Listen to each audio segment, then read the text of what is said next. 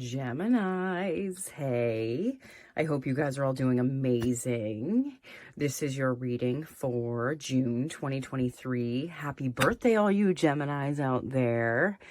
This has been a crazy year so far. I feel like May has been really intense for you guys, but I feel like it's been intense for everybody with the aspects that are going on out there.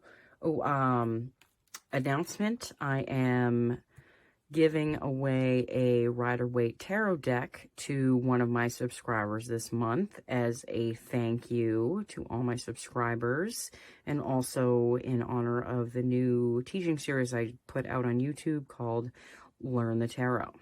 I have the second part of that series coming out shortly, and video has been giving me a problem. So if you want to be entered into the giveaway for this tarot deck, you just want to make sure you're subscribed, like this video, and put a comment under the description box that says Rider-Waite, and you'll be entered into that reading. I'm going to be doing a separate video to announce the winner on the first week of July. So just wanted to announce that. All right, let's get into your reading, Gemini. Let's see what you guys got going on for June 2023. You got Mercury, like, moving into Gemini. That is your ruling planet. So I feel like you're going to be feeling, you know, like more ease of communication, just like travel, like short distance travel is going to be easier for you. Like maybe you might have had some issues there, like especially with Mercury retrograde in Taurus, and that's your 12th house. So I feel like you guys have had a lot of subconscious garbage come up to the surface as well. You've had the North Node there. You've had Jupiter. You just had Jupiter move into there. You have Uranus there. Yeah, your 12th house is stacked right now. Okay.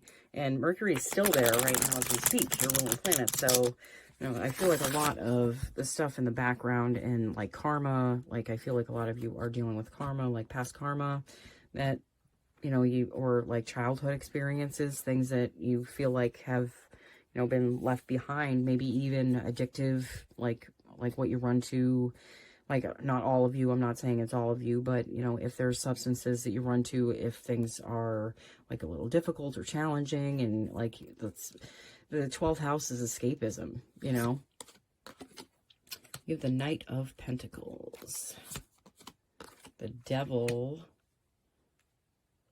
Taurus had that same card in that same position. You have the Nine of Wands and the Queen of Swords. All right, so let's see.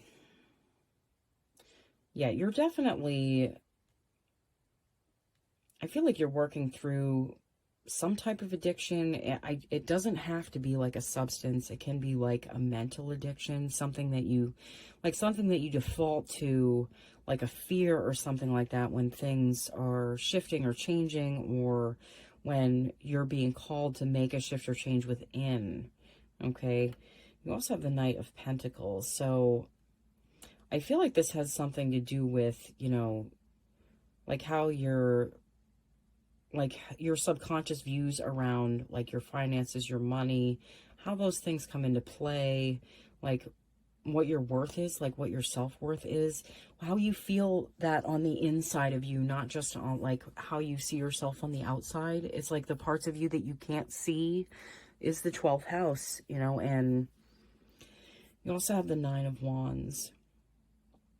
So I feel like you're in a place that you're ready to defend yourself. You're ready to defend your position in life. You're ready to like move forward and break away from this feeling, this energy that is, I feel like it's been holding you back, but in a way that you couldn't see it holding you back. And the strength you're getting from like breaking loose from that, almost, I feel like it's giving you the strength to really kind of get rid of the people in your life that you don't need around anymore. That maybe it's kind of like a symbiotic relationship. Maybe that might be the wrong word that I'm looking for, but it's like they fed off your energy, you know, and that a relationship like that isn't a relationship you want to have around anymore, because you value yourself differently than you did before. Like, even like a year ago, 2 years ago, 3 years ago, you're seeing yourself differently now. So there are certain people that aren't lining up in your life anymore, and lining up where you want to go. Like oh my God, excuse me, that was gross. Whoa, I should eat lunch soon. Yeah, that's my cue. I gotta eat lunch. Like, it's giving you the strength and like the courage from releasing what's behind that you can't see. Like, there's a purge going on in your life, and your self-worth and like the self-worth you carry within you is changing, and so you're changing with it, and your surroundings are going to change along with that. Now, some of you might be moving, some of you might be moving to a different place. I feel that energy, like cutting a place out of your life, like something that just, it's outlived its usefulness almost, and it's not really something you want to carry forward with you. Okay, let's pull you guys a few more cards. I am doing readings differently if you are new to my channel. This is like a shorter but more intense reading. So you have the Ten of Wands, you have the Ace of Cups, you have the Two of Cups, and the Eight of Swords. Yeah. I feel like within relationships, a lot of you carried a heavier burden than you needed to. You know, if this is work or business relationships, it's the same thing. I feel like you guys carry a lot of the burden for the people around you instead of showing yourself the love that you deserve. You know, a lot of it's a belief that there can be a balance in the middle of this, that there can be a balance within you. So you see that there's a balance outside of you, and you don't have to carry so much weight for others. You know, there's a certain amount of illusion that's a part of that. Like the Ten of Wands energy to me, and the Eight of Swords really follows that up beautifully, that, you know, this isn't something that you need to carry. This is something that you've been okay with carrying. It's something that you've allowed yourself to carry. But I feel like you're breaking free of the illusion of that and seeing the gaps in where you're not taking care of yourself and you're spending more time taking care of others, because you feel that, you know, if you take care of them the way you want to be taken care of, you'll be taken care of that way. But you're not technically taking care of yourself that way, which is how the hologram that we live in works, is that you need to take care of yourself the way you want others to take care of you. So I feel like the balance that you've needed to find is something that you're finding, but you had to dig it out of your subconscious. It's part of some programming that's been a part of your life for quite some time, and like probably your whole life, because a lot of our programming is the first, you know, like the first 7 years of our life, and that has to do with our parents and our siblings and, you know, the environment that we grew up in, like what we were taught in school, like this type of school that you went to, like the owl spirit. You see clearly now. Yeah, you're seeing things a lot more clearly than you have in quite some time, especially with all this work that's being done in your 12th house.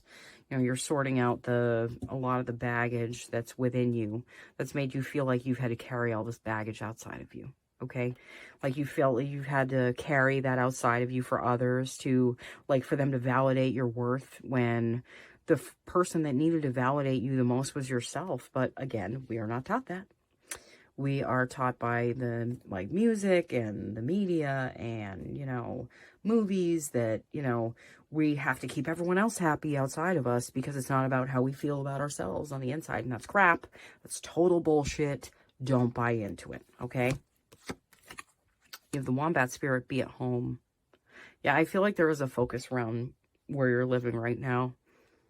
Like where you're, like your home is where you rest. It's where you're comfortable. It's where you can let your guard down. And I feel like if you're in a place that you don't feel that way, and you don't feel like you can let your guard down and you can relax, it's really not the right place for you. And I feel like some of you are like, you're looking for a new apartment or home, or you're, you know, you're you're looking to make a change in your life that will make you feel more comfortable and more like you can be at home. You know, because maybe you haven't felt like you could be at home for a long time. Or you might not have felt like you had a home ever. You know, like you've had to just make do with what's there. I'm pulling you one card from the Heavenly Bodies Astrology deck. You get Libra, consideration, fairness, and harmony. Yep. Libra is your 5th house, guys. So, you know, you want to see a balance in your relationships and your romance, and like you want there to be a fairness in your life and just like happiness, and, you know, like honoring how you express yourself, you know, and a lot of this is about balance for me. And I feel like the balance needed to start within you guys.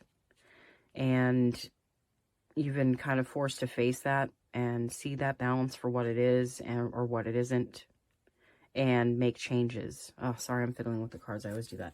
All right, Gemini. This is a very important reading for you guys. I feel like there's a shift happening within you, and I feel like it has to do with, you know, your relationships, your finances, your self-worth. I do feel that that is on the table for you guys right now.